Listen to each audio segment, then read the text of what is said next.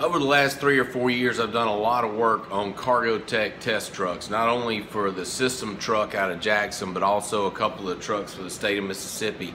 And I've talked to a lot of people that have run them, that ran them when they were new, and ran them when they were old. And there's two main conclusions I've come to. And one is the trucks ran really good for the first 6 or 8 years of their service. You could run them at higher RPMs, you could handle them any way you wanted, and they would do fine. But what happens is once those trucks start to get some age on them and things start to get out of alignment and out of square, there's really not a lot of turning back at that point. And so I think in order to keep those trucks in service, what you got to do is just really be extremely gentle with them and do two primary things. And I've got a video I'm going to show you here in just a minute explaining both of those. The first thing is you never want to move the main boom of the truck when there's a load outside of the truck.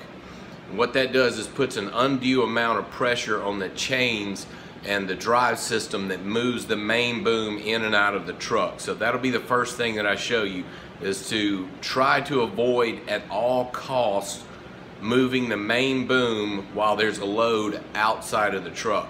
And number two is going to be run the truck at as low of idle as possible and still be able to lift the cart.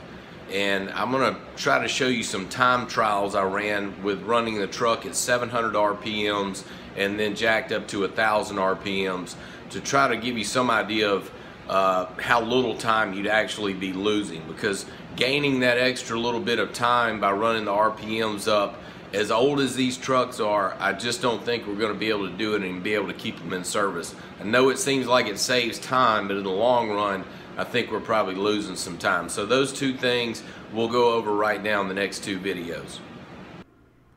So what you're looking at right now is the proper way to move the boom and the trolley. Notice we're not moving the main boom of the truck until the trolley has gotten the weight inside the rear end of the truck. That takes a lot of strain off the main boom. So now the weight's inside the truck. Now we can move the main boom. And the same thing would apply also for the cart.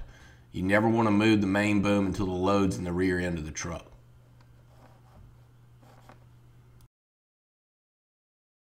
And this is what you do not want to do. You do not want to move the main boom with the weight outside of the truck. Do not do this. This video has been sped up 4 times so you don't have to sit here and watch the whole thing, but the truck is running at idle speed here, I think 700 RPMs, and this represents one full movement, unloading the cart and then going in, getting weights, coming back out and putting them down into the cart. To unload the cart, unload 5 sets of weights, reload 5 sets of weights, and reload the cart is 12 movements. Elapsed time on this video is 2 minutes. 700 RPMs is 2 minutes per movement. 2 minutes times 12 movements equals 24 minutes to unload and load. In this clip, we sped the truck up to 1,000 RPMs, so you're watching the exact same movement at 1,000 RPMs instead of 700. Elapsed time at 1,000 RPMs was 1 minute 40 seconds as opposed to 2 minutes at 700 RPMs.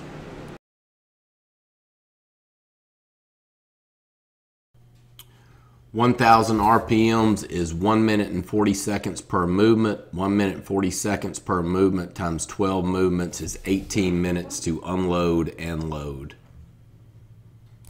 I know that was a lot of numbers, but for the sake of argument, let's just say that it takes 12 movements to unload and load a truck, and at 700 RPMs, it takes 24 minutes to make those 12 movements, and at 1,000 RPMs, it takes 18 minutes to make those 12 movements.